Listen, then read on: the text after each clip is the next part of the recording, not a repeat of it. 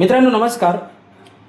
संपूर्ण देशभरामध्ये विद्यमान काळामध्ये अयोध्येतील प्रभू श्री रामाच्या मंदिरातील दानपेटीतील चोरीच्या संदर्भातील घटना ही संपूर्ण देशभरामध्ये गाजत आहे.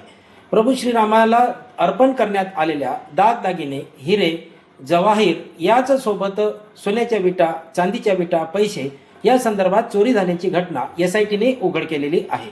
आणि ही चोरी उघडकीस आल्यानंतर अनेक प्रश्नही निर्माण होत आहेत. आपण काही चर्चा करण्यापूर्वी RSSचे जे सहकार्यवाहक आहेत दत्तात्रय होसबाळे सर यांची ही प्रतिक्रिया आधी बघूया आणि मग आपण चर्चा करूया.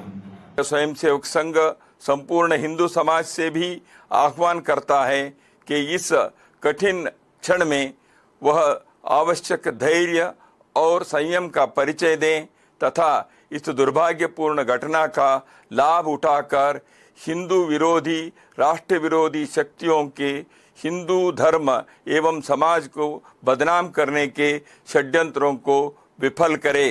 जय श्री राम. तर मित्रांनो, तुम्ही पाहिलं, हा व्हिडिओ तुम्ही पाहिला दत्तात्रयजी होसबाळे यांचा.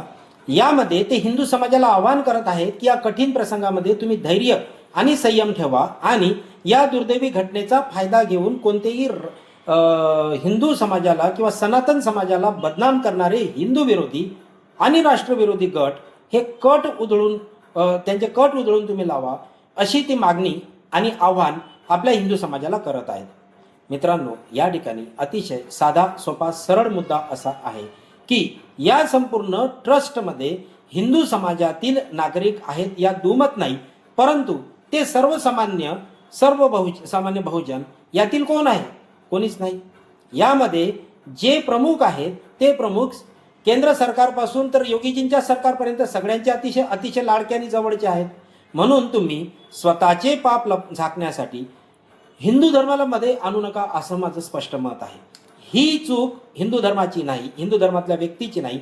ही चूक या लोकांनी, ज्या लोकांनी यामध्ये चोरी केली, अशा चोरांची आणि दरोडेखोरांची आहे. त्यासाठी धर्माला तुम्ही मध्ये आणू नका, असं माझा पहिला मुद्दा आहे. दुसरा मुद्दा, याची जबाबदारी देखील निश्चित झाली पाहिजे. या गोष्टीची जबाबदारी निश्चित करणे आवश्यक आहे आणि यासाठी 8-9 लोकांना आता अटक करण्यात आली आहे. यासाठी चौकशी करत आहे. याच्यावरचा डिटेल व्हिडिओ माझा व्हिडिओ एक तुम्हाला उद्या परवापर्यंत देत आहे की ज्याच्यामध्ये जमिनीच्या व्यवहारात कसा गैरव्यवहार झाला आणि इतर ठिकाणी कसा गैरव्यवहार झाला या संदर्भातल्या काही माहिती ज्या व्हायरल आहेत ते मी तुम्हाला तुमच्यापर्यंत, वाचकांपर्यंत पोहोचवण्याचा प्रयत्न करतो. परंतु माझं असं म्हणणं आहे, भूमिपूजनचं क्रेडिट तुम्ही घेता, स्थापनेचं क्रेडिट तुम्ही घेता.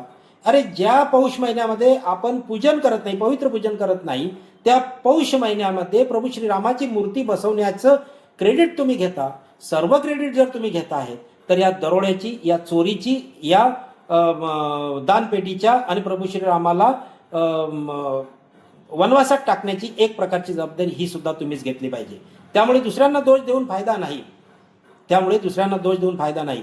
एवढंच काय मी यापुढे जाऊन म्हणेल की या चोरीच्या घटनेमध्ये कोणी अब्दुल नाही, या चोरीच्या घटनेमध्ये कोणी पाकिस्तानचा एजंट किंवा पाकिस्तानचा हस्तक नाही, या चोरीच्या घटनेमध्ये कोणी बाहेरून बाबर, कोणी मोहम्मद शाह गजनवी हा कोणी आलेला नाही.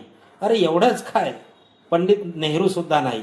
त्यामुळे या घटनेची जबाबदारी सुद्धा निश्चित झाली पाहिजे आणि पुढच्या व्हिडिओमध्ये तुम्हाला मी या संदर्भात सविस्तर माहिती देईल. धन्यवाद. जय हिंद, जय महाराष्ट्र.